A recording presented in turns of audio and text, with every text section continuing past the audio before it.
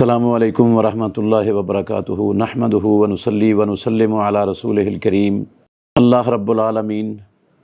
کے حقوق میں کسی کو شریک ٹھہرانا یہ اس کو معبود بنانا ہے، اور یہ اس کی عبادت ہے جس کو اللہ رب العالمین کے حق میں شریک کر دیا گیا۔ جب ہم اللہ رب العالمین کے کسی بھی حق میں مخلوقات میں سے کسی کو شریک کریں گے تو ہم اس کی عبادت کریں گے، وہ معبود بن جائے گا، تو عبادت صرف اللہ رب العالمین کی نہیں رہے گی۔ اور مسلمانوں نے لا علمی میں یہ کام بھی کیا ہے۔ ایک مثال اس کی دیتا ہوں۔ دین اللہ رب العالمین نے بنایا ہے، اس کے بنانے کا حق صرف اور صرف اللہ رب العالمین کا ہے۔ اللہ رب العالمین نے دین بنانے کا حق اپنے جلیل القدر پیغمبروں، نبیوں اور رسولوں کو بھی عطا نہیں فرمایا۔ دین بنانے والا صرف اور صرف اللہ رب العالمین ہی ہے۔ جو معبود نہ ہو، اللہ نہ ہو، وہ دین بنا نہیں سکتا۔ اللہ رب العالمین نے فرمایا شرع لکم ما وصی بہ نوحا، اس نے تمہارے لیے وہ دین بنایا ہے جس کی اس نے نوح علیہ السلام کو وصیت کی۔ والذی اوحینا الیک، اور وہ دین جو ہم نے آپ کی طرف وحی کی۔ وما وصینا بہ ابراہیم و موسیٰ و عیسیٰ، اور جو ہم نے ابراہیم، موسیٰ اور عیسیٰ علیہ السلام پر نازل کیا بنا کر۔ تو اس آیت سے ایک بات تو یہ معلوم ہوئی کہ دین اللہ رب العالمین نے بنایا ہے، اور محمد الرسول اللہ صلی اللہ علیہ وسلم کو اور آپ کی امت کو اسی دین کی وصیت کی ہے جو دین اللہ نے نوح علیہ السلام سے لے کر محمد الرسول اللہ صلی اللہ علیہ وسلم تک تمام اپنے نبیوں، پیغمبروں اور رسولوں پر اتارا ہے۔ اور دوسرا، اس آیت سے یہ بھی ثابت ہوا کہ انبیاء علیہم السلام کی ڈیوٹی، ان کی ذمہ داری دین بنانا نہیں تھا، بلکہ اللہ رب العالمین کا بنایا ہوا دین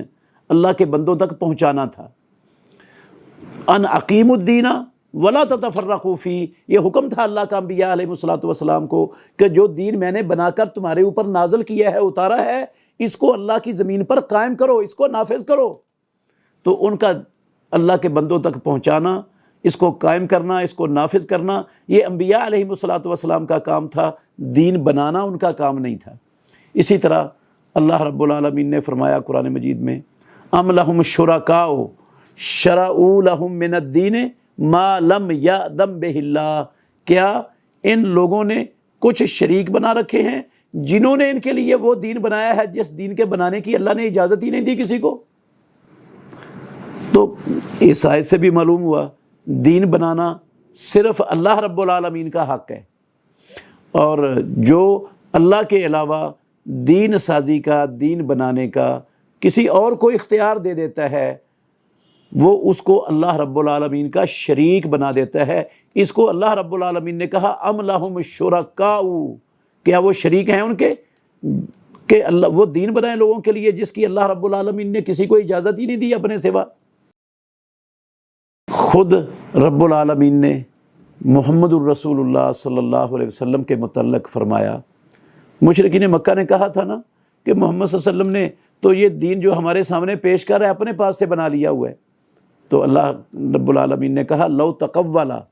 علینا بعض الاقاویل لاخذنا منہ بالیمین ثم لقطعنا منہ الوتین، اگر ہمارا نبی محمد صلی اللہ علیہ وسلم اپنے پاس سے کوئی بات بنا کر علینا ہمارے ذمے لگا دے، ہم نے نازل نہ کیا ہو، ہم نے نہ اتارا ہو، ہم نے آپ پر کوئی بات وحی نہ کی ہو، اور وہ اپنے پاس سے بنا کر کہے یہ اللہ کی وحی ہے، یہ اللہ رب العالمین کا اتارا ہوا دین ہے، تو ہم محمد الرسول اللہ صلی اللہ علیہ وسلم کو ان کے سیدھے ہاتھ سے پکڑ کر ان کی شارک کاٹ دیں گے۔ یہ کام تو صرف اللہ کا ہے۔ اللہ نے تو کوئی بات بنانے کا اختیار، دین بنانے کا اختیار محمد الرسول اللہ صلی اللہ علیہ وسلم کو عطا کیا ہی نہیں۔ اور پھر اللہ رب العالمین نے فرمایا الا لہ الخلق والامر، کائنات کے لوگوں یہ مخلوق اللہ کی ہے، اور اس پر دین، اس پر قانون وہ بھی صرف اللہ رب العالمین کا ہی حق ہے۔ جب مخلوق اللہ کی ہے تو اس پر کسی اور کو تو حق نہیں ہے کہ وہ اپنا دین ان پر چلائے، اپنا قانون ان پر چلائے، یہ اللہ رب العالمین کا حق ہے۔ اس معنی کی آیات قرآن مجید میں بہت زیادہ ہیں، آپ ڈھونڈیں گے تو بہت زیادہ آپ کو آیات ملیں گی۔ تو یہ اختیار دین بنانے کا، دین سازی کا اللہ نے نبیوں کو نہیں دیا، خاتم النبیین رحمت للعالمین محمد الرسول اللہ صلی اللہ علیہ وسلم کو بھی عطا نہیں کیا، یہ صرف اللہ رب العالمین کا حق ہے۔ مگر ہم مسلمانوں نے نہایت ہی جسارت کرتے ہوئے لا علمی کی بنیاد پر یہ حق بے شمار لوگوں کو دیا ہوا ہے کہ جو تم دین بناؤ گے وہ ہم مان لیں گے۔ اور لوگوں نے دین بنایا، اور کچھ لوگوں نے بنایا، انہوں نے اپنے آپ کو اللہ کا شریک بنا دیا، اللہ کا حق لے لیا، اور لوگوں نے، عوام الناس نے ان کے اس حق کو تسلیم کر کے ان کی اس بات کو قبول کر لیا جو انہوں نے بنایا، تو یہ ان کی عبادت ہو گئی، اور ان کو اللہ بنا دیا، اللہ کا شریک بنا دیا۔ عبادت صرف اللہ کی کہاں رہ گئی؟ مثال کے طور پر دو چھوٹی چھوٹی مثالیں دیتا ہوں۔ اللہ رب العالمین نے محمد الرسول اللہ صلی اللہ علیہ وسلم کو اپنا آخری نبی بنا کر آپ صلی اللہ علیہ وسلم پر اپنا دین اسلام مکمل کر دیا۔ آپ صلی اللہ علیہ وسلم کے بعد وہی نہ کسی پر اتری ہے اور نہ قیامت تک کسی پر اترنے والی ہے دین کے حوالے سے، تو دین مکمل ہو چکا ہے۔ رسول اللہ صلی اللہ علیہ وسلم فرمایا کرتے تھے ما بقی شیء یقرب من الجنت ویبعد من النار الا وقد بین لکم، کوئی چیز ایسی بچی ہی نہیں جو انسانوں کو جنت کے قریب کرتی ہو، جہنم سے دور کرتی ہو اور وہ بیان نہ ہوئی ہو، سب کچھ بیان کر دیا ہے۔ جو کچھ رب العالمین نے محمد الرسول اللہ صلی اللہ علیہ وسلم پر اتارا تھا اس کے ایک ذرے کے کروڑویں حصے کے برابر بھی رسول مکرم صلی اللہ علیہ وسلم نے کوئی چیز چھپا کے نہیں رکھی ہے، سارا کچھ بیان کر دیا۔ اللہ کے دین کو اللہ کے بندوں تک پہنچانے کا حق ادا کر دیا محمد الرسول اللہ صلی اللہ علیہ وسلم نے اپنی زندگی میں۔ تو اس کو ہمیں حکم ہے کہ اس اللہ کے دین کو مانو، اس پر چلو، اس کو قائم کرو، اور اس کے علاوہ کسی اور کے بنائے ہوئے طریقے کو مت فالو کرو۔ لیکن ہم نے کیا۔ مثال کے طور پر اس مکمل دین کے اندر درود شریف موجود ہے، سلام بھی موجود ہے، جو اللہ رب العالمین نے اپنے نبی پر نازل کیا، جو نبی مکرم صلی اللہ علیہ وسلم نے خود پڑھا، جو پیارے پیغمبر نے صحابہ کو سکھایا، جو درود اور سلام صحابہ پڑھتے تھے، یہ موجود ہے اسلام کے اندر۔ مگر اس کے باوجود کچھ لوگوں نے درود تاج، درود ماہی، درود مقدس، درود تنجینا اور بہت قسم کے درود بنائے ہوئے ہیں جو نہ اللہ رب العالمین نے اتارے ہیں، نہ محمد الرسول اللہ صلی اللہ علیہ وسلم نے سکھائے ہیں، نہ پیارے پیغمبر نے پڑھے ہیں، نہ پیارے پیغمبر کے صحابہ میں سے کسی صحابی سے ایسا کوئی درود ثابت ہے، نہ اس کی جو فضیلتیں لوگوں نے بنائی ہوئی ہیں ان بنائے ہوئے درودوں کی نہ وہ ثابت ہے کہیں کتاب و سنت سے۔ کچھ لوگوں نے بنایا، اب جنہوں نے بنایا انہوں نے اپنے آپ کو تو اللہ کے ساتھ شریک کر لیا، یہ حق اللہ کا تھا، اللہ نے مکمل کر دیا تھا، انہوں نے کہا اللہ کا اتارا ہوا مکمل نہیں، ہمارے درود بنانے سے وہ مکمل ہوگا، انہوں نے بنا لیا، اللہ کا اختیار لے لیا۔ اور بعد میں آنے والے لوگوں نے جو رب نے اتارا ہی نہیں، اللہ نے کسی کو اجازت ہی نہیں دی، لوگوں نے خود بنایا، بعد میں آنے والوں نے ان کے اس بنائے ہوئے کو اپنا لیا اور اس کو پڑھنا شروع کر دیا اور اس کو لوگوں کے سامنے پھیلانا اور بیان کرنا بھی شروع کر دیا۔ تو اس کا مطلب ہے انہوں نے ان کو رب ہونے کا درجہ دے دیا، معبود بنا لیا، اور ان کے بنائے ہوئے کو اپنانا جو رب نے اتارا ہی نہیں، یہ ان کی عبادت ہو گئی۔ تو عبادت صرف اللہ کی کہاں رہ گئی؟ یہ درود جو اذانوں سے پہلے ہمارے معاشروں میں پڑھا جاتا ہے، یہ درود اللہ نے اتارا ہی نہیں، یہ درود محمد الرسول اللہ صلی اللہ علیہ وسلم نے سکھایا ہی نہیں،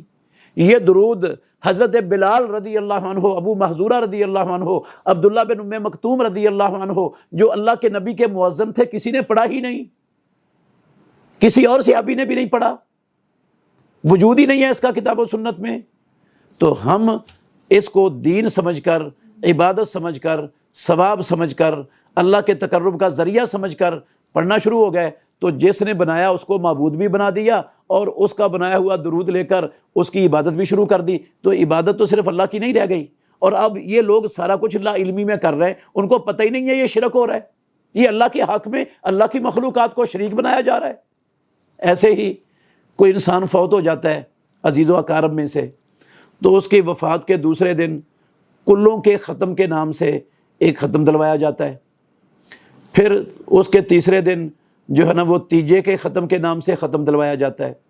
پھر ساتویں دن ساتویں کے ختم کے نام سے اس کا ختم دلوایا جاتا ہے، پھر 40ویں روز 40ویں کے ختم کے نام سے ختم دلوایا جاتا ہے۔ یہ ختم نہ اللہ نے اتارے ہیں، نہ محمد الرسول اللہ صلی اللہ علیہ وسلم نے سکھائے ہیں۔ پیارے پیغمبر کی زندگی میں آپ کے عزیز و اقارب فوت ہوئے، آپ کی زوجہ مطہرہ سیدہ خدیجۃ الکبریٰ مومنوں کی ماں رضی اللہ عنہا فوت ہوئیں، رسول اللہ صلی اللہ علیہ وسلم کے بیٹے فوت ہوئے، آپ کے دوسرے عزیز و اقارب فوت ہوئے۔ آپ نے کسی کی وفات پر نہ کلوں کا ختم، نہ تیجے کا ختم، نہ ساتے کا ختم، نہ 40 کا ختم، نہ کوئی برسی کا ختم، کوئی ایسا ختم محمد الرسول اللہ صلی اللہ علیہ وسلم نے دلایا ہی نہیں۔ خلفائے راشدین میں سے کسی خلیفہ راشدین نے ایسا عمل نہیں کیا، صحابہ میں سے کسی صحابی نے ایسا عمل نہیں کیا۔ تو ہم نے اس کو دین بنا لیا، جو لوگوں نے بنایا ان کو اللہ کے درجے پر فائز کر دیا، ان کو اللہ کا شریک بنا دیا، اور ان کے بنائے ہوئے کو ہم نے اپنا کر ان کی عبادت شروع کر دی۔ جب اللہ رب العالمین کا حق